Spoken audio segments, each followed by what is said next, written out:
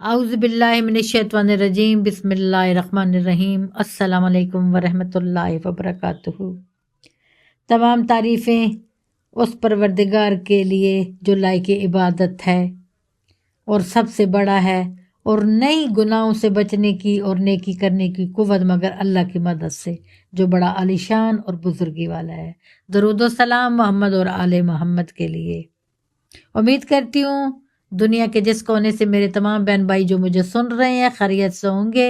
آپ کی خیریت کے لیے خدا سے دعا گوں، خدا آپ کا ایمان سلامت رکھے، آپ کو اپنی حفظ و امان میں رکھے۔ اس پر عائشہ دور میں ہر دن جو اچھا گزر جائے وہی بہترین دن ہے، اور اللہ کا شکر بجا لانا چاہیے۔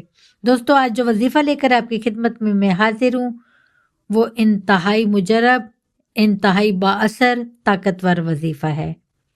دوستو، کوئی بھی آپ کی رکاوٹ ہے، شادی میں رکاوٹ ہو، بندش ہو، جادو ہو، سحر ہو، کوئی بھی اثرات ہوں، اس کے لیے آپ نے کیا کرنا ہے؟ بیری کے جو سدرا کا درخت ہے، جنت کا درخت ہے، جو مرنے والوں کے لیے بھی اس کا غسل دیا جاتا ہے، بیری کے پتوں کا۔ اس میں بہت بڑا راز ہے۔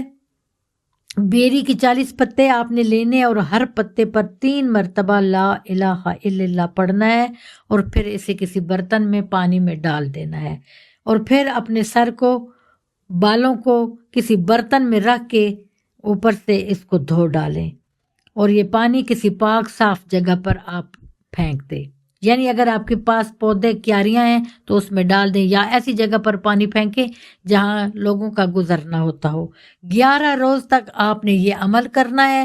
اللہ تعالیٰ نے چاہا تو جو بھی اثرات ہوں گے، جو بھی بندش ہوگی، جو بھی رکاوٹ ہوگی، اگر شادی میں ہے یا کسی اور کاروبار میں ہے، روزگار میں ہے، بیماریوں میں، جادو سحر ہیں، تو انشاءاللہ وہ دور ہوگا۔ یہ انتہائی طاقتور پاورفل وظیفہ ہے، اور سدرا وہ بیری کا درخت ہے جس پہ نیک جنات بیٹھتے ہیں۔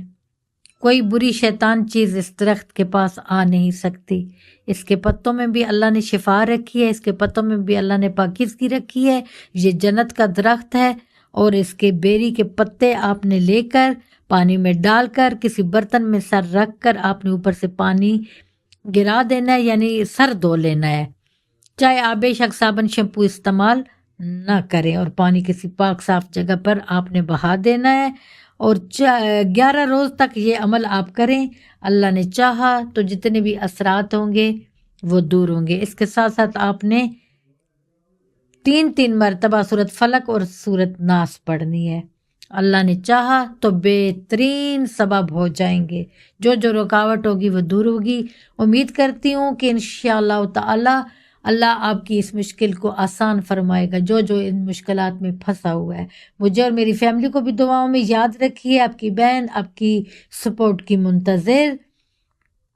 آپ شیئر کیجئے، لائک کیجئے، کمنٹس کیجئے، سبسکرائب کیجئے۔